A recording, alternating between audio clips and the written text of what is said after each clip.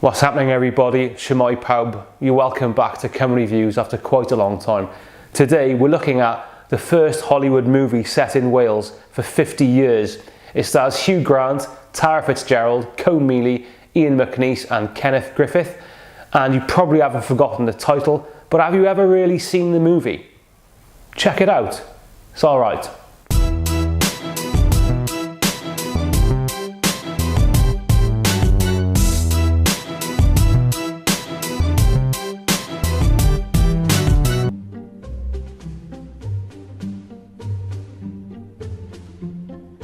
English, are you? Looking for more coal, I suppose? No. Cartographer, actually. Sort of surveyors, if you like. We make maps. We're here to measure the mountains. Well, you've come to the right place with your measurements. That's a mountain. First mountain in Wales. Just bear in mind, Mr. Morgan, that your mountain, whatever, may very well be more than 930 feet. Yes! Yeah. But it may also be less. Less! They're saying that it must be over 1,000 feet. This is a national emergency. We are building a mountain. Funangaru has to be 1,000 feet, and I say let it be 1,000 feet. We're going to add 20 feet. How are you going to do this? You had better not be suggesting what I think you're suggesting. Is there any transport for hire at all? Is there or is there not a railway station? Well, not really. We'd like to catch a train. No trains. Can't be too careful in foreign climes. Well, it's only Wales. It's still foreign. I could live in a place like this. Is it a hill? Is it a mountain? Perhaps it wouldn't matter anywhere else. But this is Wales. The Englishman Who Went Up a Hill But Came Down a Mountain made its debut at the Cannes Film Festival in May 1995 in the Un Certain Regard section, before its release in the USA cinematically on May the 12th, 1995, according to Box Office Mojo, grossing nearly $3 million on its opening weekend. It was released in the UK, then Ireland in August 1995 and across the world until May 96. The film was produced and distributed by Miramax Studios, carrying production credits for, yes, this guy and these colleagues of his here. The movie was written and directed by the Welshman Christopher Munger and based on a story passed on by his grandfather Ivor Munger, and I believe there was also a novel of the same name published in the year of 1995. Although the novel was released before the film, it seems more like a companion piece to the movie rather than this being an adaptation of a novel, for example, and I don't believe the book was particularly popular or a great success. Chris Munger unfortunately didn't go on to have a particularly notable career in terms of mainstream success or directing, and we'll touch on that later. Before this, his most notable film was the British effort Just Like a Woman, starring Julie Walters, but since 1995 he never worked again in Hollywood, which is a bit of a shame, as not many directors demonstrate a passion for telling Welsh stories, and I often wonder why he never expanded his career after working for Miramax. But critical, if not mainstream success has come as the writer of the TV movie Temple Grandin, about the autistic woman who revolutionised the livestock industry, and notably for us Welshies, another TV film, Burton and Taylor, starring Dominic West and Helena Bonham Carter as the legendary Welsh-American Hollywood superstars Richard and Elizabeth. This film's main players are Hugh Grant as Reg Anson, Colm Meaney as Morgan, Tara Fitzgerald as Betty from Cardiff, and the Welsh actor Kenneth Griffith as the permanently exasperated Reverend Jones. Hugh Grant was signed up to the movie before the huge international success of Four Weddings and a Funeral and the moderate success of Roman Polanski's Bitter Moon a couple of years earlier. The triumph of Four Weddings had, I suspect, an effect on the marketing of the film, although it may have been slightly frustrating to see it sold at the time as a Hugh Grant love vehicle. To be fair, it would have been crazy not to capitalise on the asset of what was suddenly a very bankable star who'd seemingly honed his own brand of foppy upper-class Englishness. Hugh Grant is as irresistible as he was in 4 Weddings. Yes, and now I'm going to blush. Tara Fitzgerald's star was also slightly on the rise due to appearing with Grant in the Australian film Sirens a couple of years previously. Combe Mealy was by this stage known for films such as Under Siege and The Commitments, plus his regular and popular role as Chief Miles O'Brien in Star Trek's The Next Generation and Deep Space Nine, and we'll explore all of these casting choices later on in the review. It's 1917, nearing the end of the Great War. In rural Wales, 2 cartographers played by Hugh Grant and Ian McNeice arrive in the village of Fferangarw, and they're there to measure the height of its revered local mountain, which shares the name of the village itself. Fferangarw. Goodness gracious, these Welsh names. Would you mind saying that again? Fferangarw, man. The locals are outraged to hear that their mountain, which they hold dear as the first mountain in Wales, actually falls short of the required 1,000 feet height for such status, and from now on it shall be classed as merely a hill. 930 feet, man. I hope he doesn't intend sticking to this obviously euphonious measurement. Result? Tell me, do they have a result? It's a hill.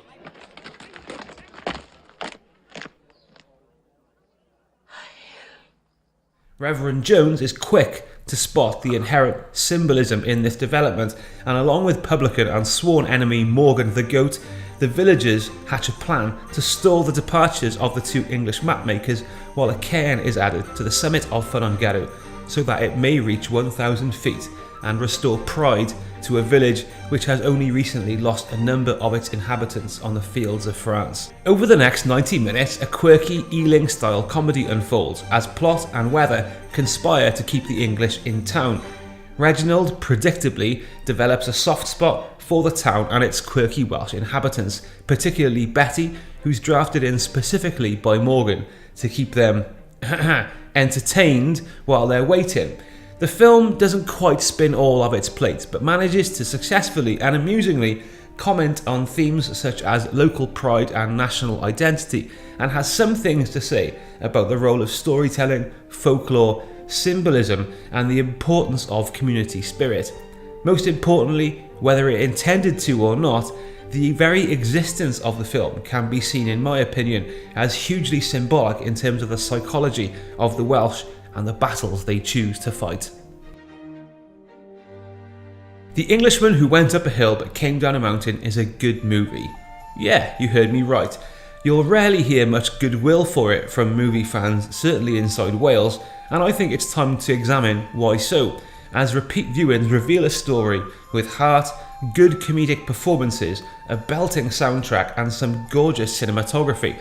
I mean, look at some of the work of the DOP Vernon Layton. I think the film gets better with every viewing. It's definitely got its problems, but has enough good elements to deserve a bigger reputation than it got, although it seems to have more fans outside Wales than within. Now, this could be due to its unthreatening depiction of Welsh people and of course the Hugh Grant factor.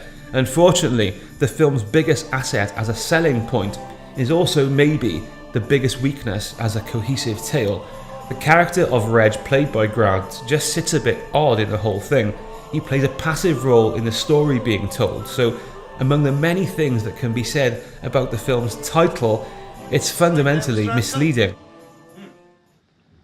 I'll have another, and one for Mr. Ranson. Put them on my account. Reginald is the titular character, yet the film is not about him, and the real story is not his contrived romance with Betty, but the spirited villagers of Fferangarw.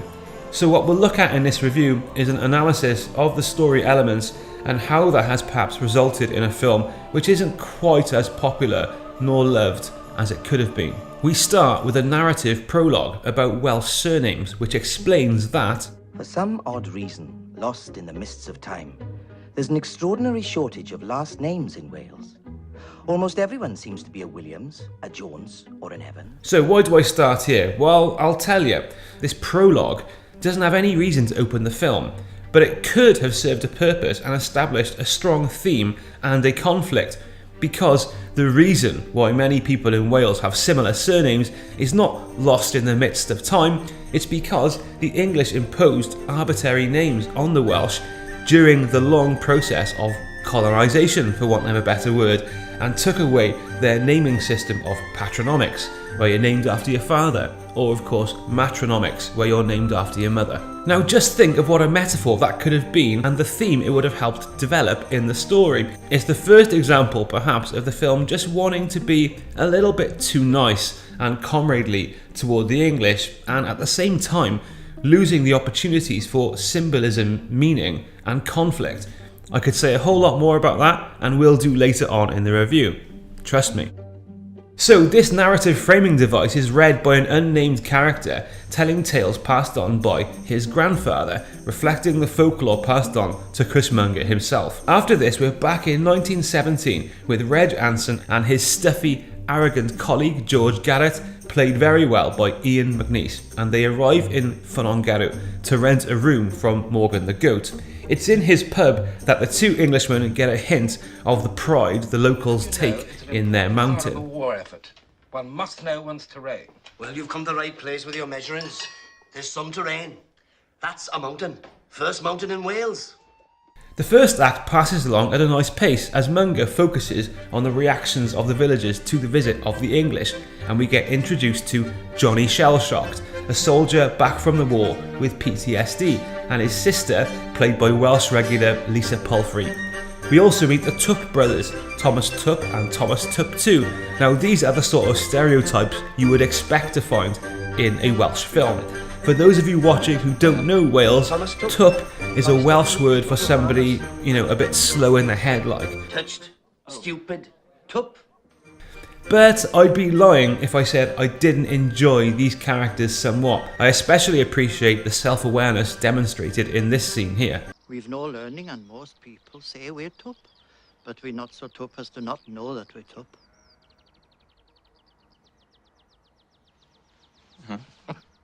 Oh, how novel.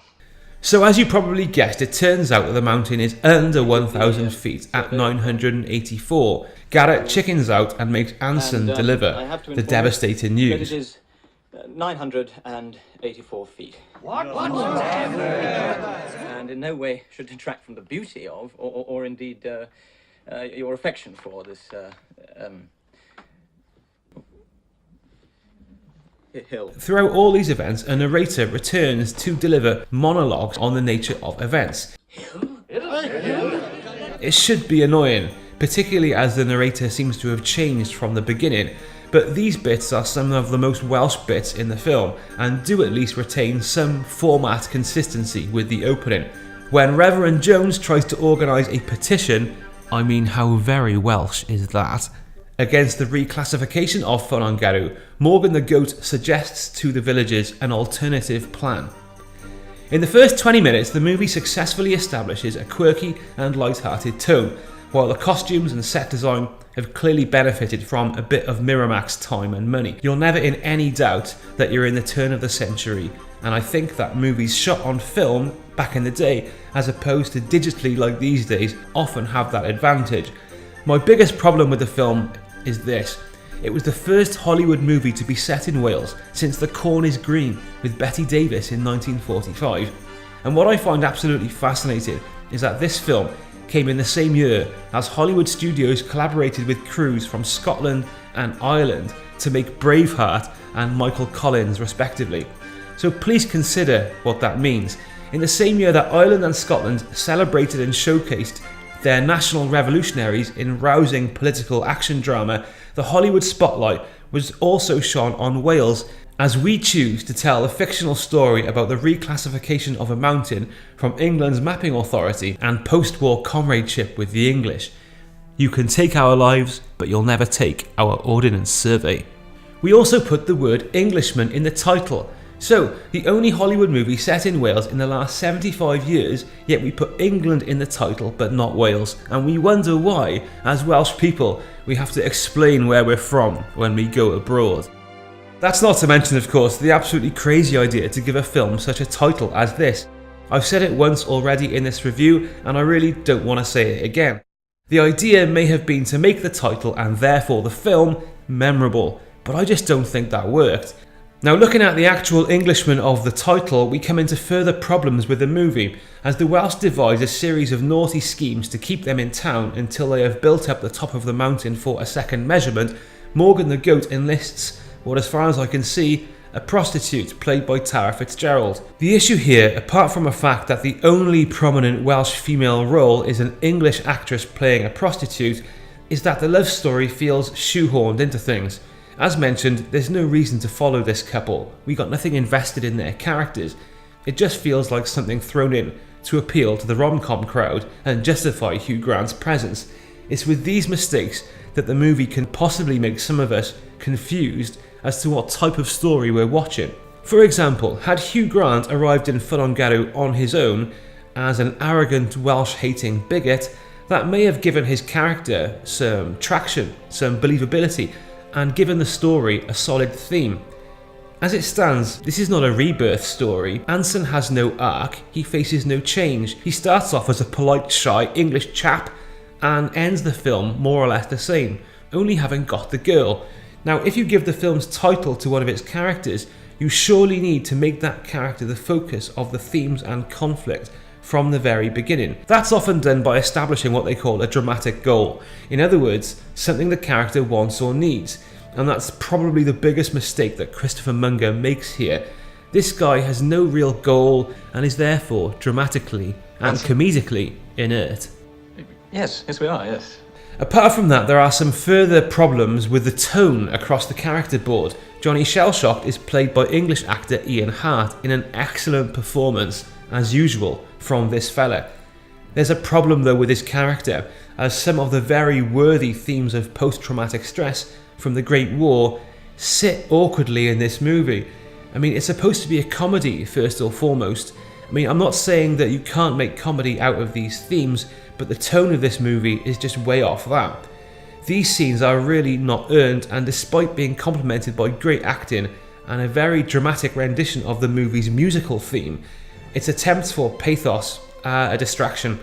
It's a simple case of trying to fit in too much into one story, and this is a problem that repeats itself in most of the Welsh films since the 1990s.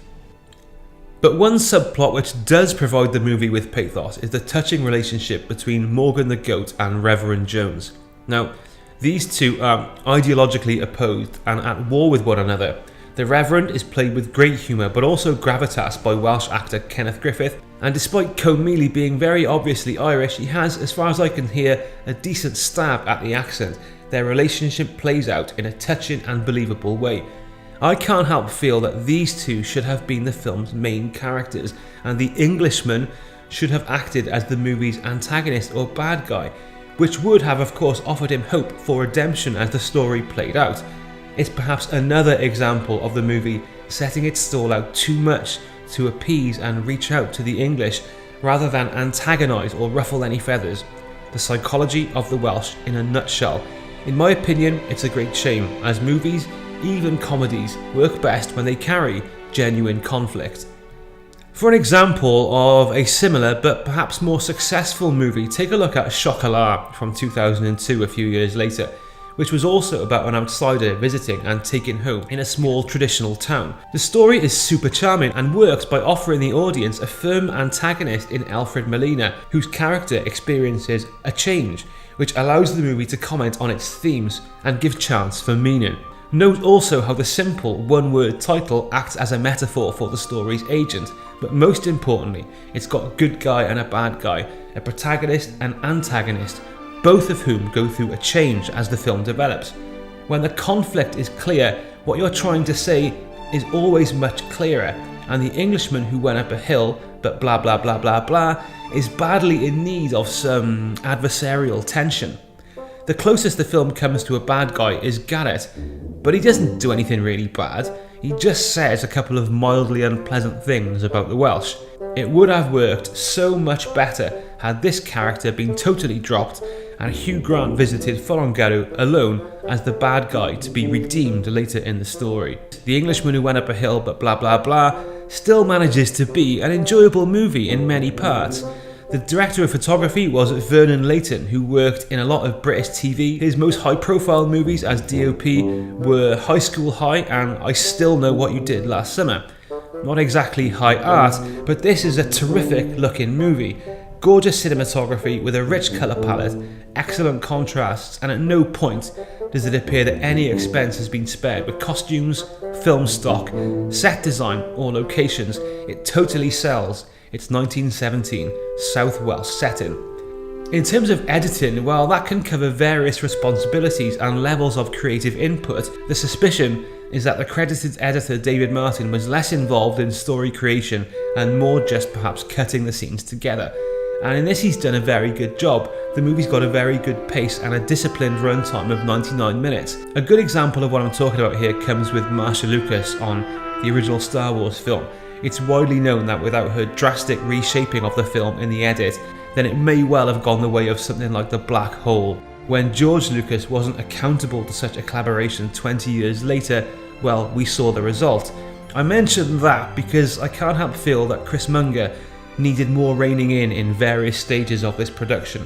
But on the whole, especially if you have affinity for Wales, it's definitely worth 99 minutes of your time if you can find it. The DVD will set you back between £5 and £10 on Amazon, but it's a very plain disc. There are no extra features, which is a shame, and would have perhaps given more insight into the production. As far as I'm aware, the only Blu-ray is available from Portugal. Yes, Cymru. The story itself comes from the southern village of Taftswell, which is just a wee bit north of our capital Cardiff. Although the story is fictional, there is in fact a mound on the summit of Garth Mountain near Taftswell, but that turns out to be an ancient burial mound, and there is now a sign placed there by the local history society advising of the real significance of the mount and warning of imprisonment if it is disturbed. So never say us Welsh don't know how to capitalise on popular mythology. Hey foreigners, come to see the legend that spawned a Hollywood movie and walk away deflated as we totally ruin your buzz. There's also a general depiction of the Welsh as confused valley-dwelling simpletons, which, let's face it, is how the English-speaking world often wants to see us. I'm a little bit disappointed that Chris Munger chose to perpetuate an awful Welsh stereotype in this scene here, when the locals are speaking English until the English visitors walk in and they immediately switch to speaking Cymraeg. Yes, there is reason in the plot for this to happen in this film, but we could really do without that sort of nonsense being confirmed in our movies. Okay? Diolch. As the real village of Taftswell is now surrounded by very ugly industrial estates, the village of Llanrhaeadr and Mochnan in mid Wales was chosen as the filming location, as well as Pinewood Studios in London. As mentioned, the sets look great and they did a cracking job of making it look and feel like early 20th century Taftswell. On a total side tangent, Llanrhaeadr and Mochnan also has historical significance for Wales. It's the village where William Morgan retreated in the late 16th century to translate the Bible, then in Latin, into Welsh. Now, Cymraeg was only the 13th language in the world to have its own translation, and coming so soon after her father's annexation of Wales, Queen Elizabeth I's political decision to give Wales a translation is thought by many to have potentially saved the Welsh language from a very quick death, and of course we still have it now as a living language today. So whatever her motivations, you have to say, good job Lizzie. Anyway, I digress. In terms of representation of Wales, well, I can't really add more to what I said earlier about the illustrious Celtic company this film kept in 1995 and 96. Much as I like this movie, I feel it misses the biggest opportunity yet to represent Wales.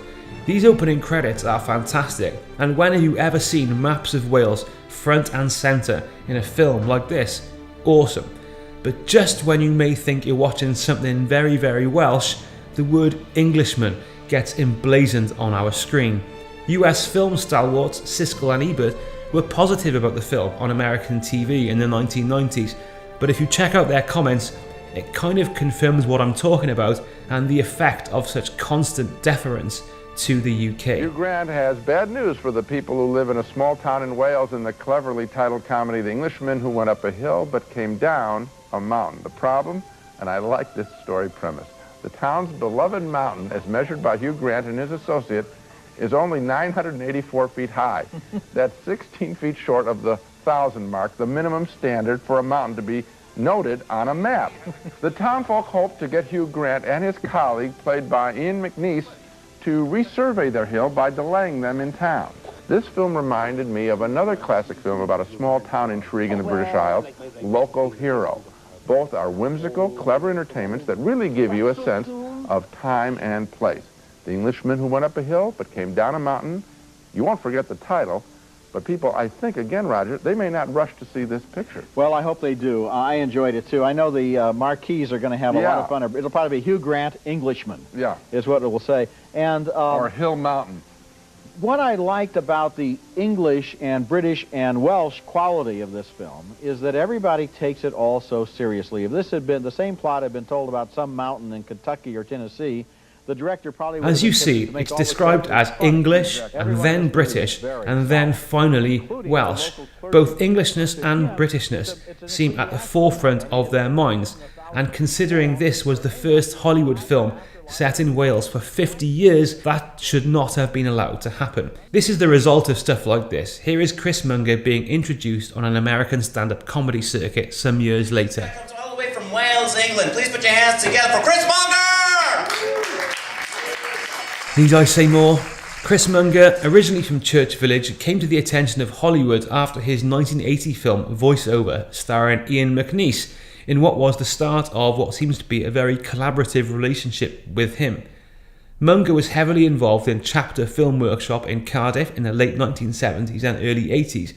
David Berry writes in his book Wales and Cinema that until 1990, the £11,000 budget provided by the Welsh Arts Council for the film Voiceover was still the largest budget provided by the organisation for a Welsh film, and this formed part of the reason why Munger resigned as a committee member of the Welsh Arts Film Board Council a few years earlier.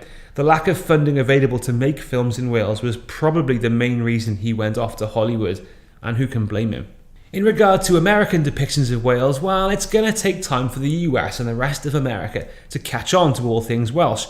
The recent TV series, The Bastard Executioner, was a big flop, but in my opinion was refreshing in the way it set its story among the Welsh Wars of Independence, which gives scope for conflict with the Anglo-Saxons, the Normans, or the English, or whatever you want to call them in that period.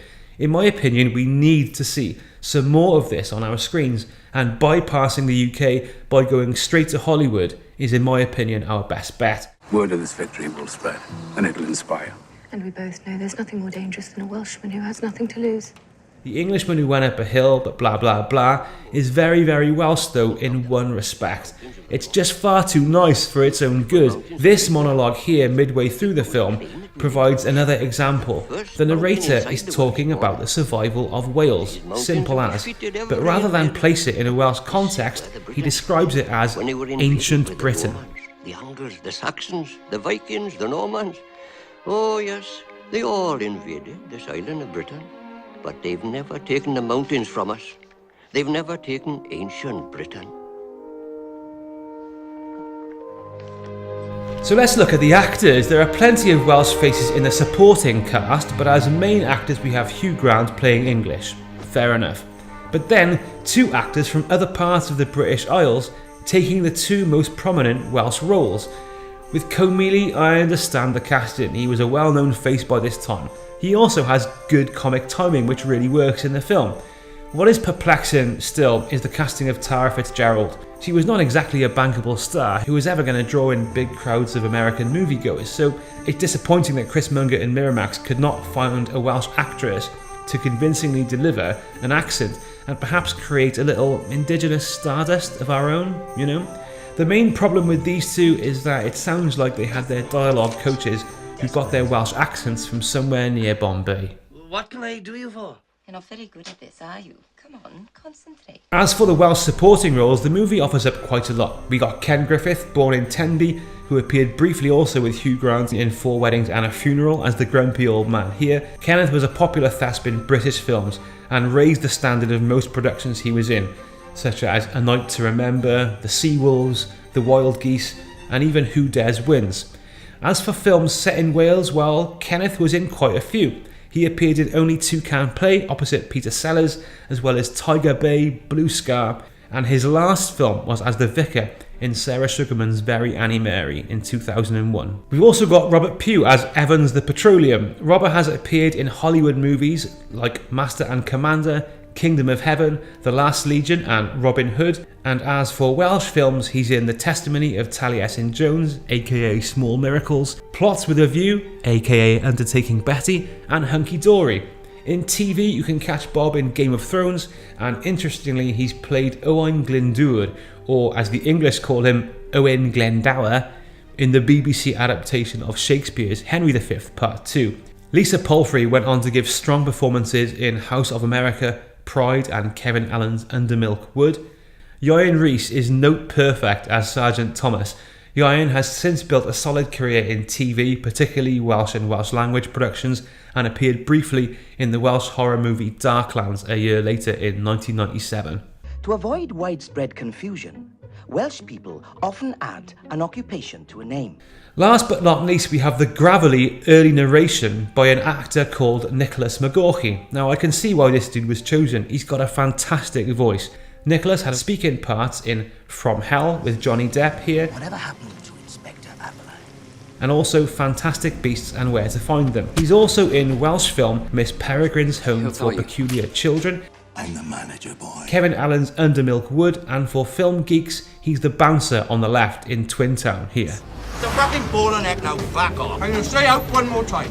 Out. Fuck off!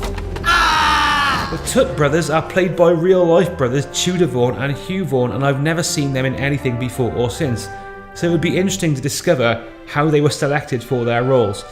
Possibly my favourite thing about this film is the thumping, epic score by Stephen Endelman. This opening theme sounds like something from a much more epic and dramatic movie, and quite Celtic too, with its wind section and choir work. The main theme repeats throughout the film and gets quite dramatic in some scenes, but Endelman also wrote some more energetic, light-hearted themes for the film, which also work very well. I'll be honest and say that this soundtrack sounds like something that belongs in a much more serious, much better movie, and can perhaps add the confusion as to what type of film you're supposed to be watching. I'm going to give a score based on how I see a mainstream audience interpreting the movie, and for me The Englishman Who Went Up a Hill But Came Down a Mountain gets 71%. It has flaws which prevent it hitting the 4-star bracket. For a movie with such a disciplined runtime of 99 minutes, it spreads itself too thin and suffers from unclear main characters and lack of antagonist. But repeat viewings reveal a good looking and a great sounding film on a technical level, with likeable comedic performances and a humble Welsh heart. For me though, humble Welsh hearts just won't cut it anymore, and the time has come for stronger and more distinct representations of Wales that are unafraid to explore what makes us who we are. And the essence to that is conflict. Well, if this isn't a mountain, then Anson might just as well redraw the border and put us all in England. God forbid. 'Cause baby, there ain't no mountain high enough, ain't no valley low enough, ain't no river wide enough to keep me from getting to you, baby. Conflict, hey? I think it's time to stop being so nice to you Welsh troglodytes. There's only one channel currently on YouTube supporting and celebrating Welsh representation in the world of movies, and you're currently watching it. So if you have any thoughts or desires as to which Welsh movie you'd like Cymru Views to tackle next, leave your thoughts in the description section, and while you're at it, subscribe to Wales in the Movies and tell all your mates. It can't be too hard, can it? Ta-da!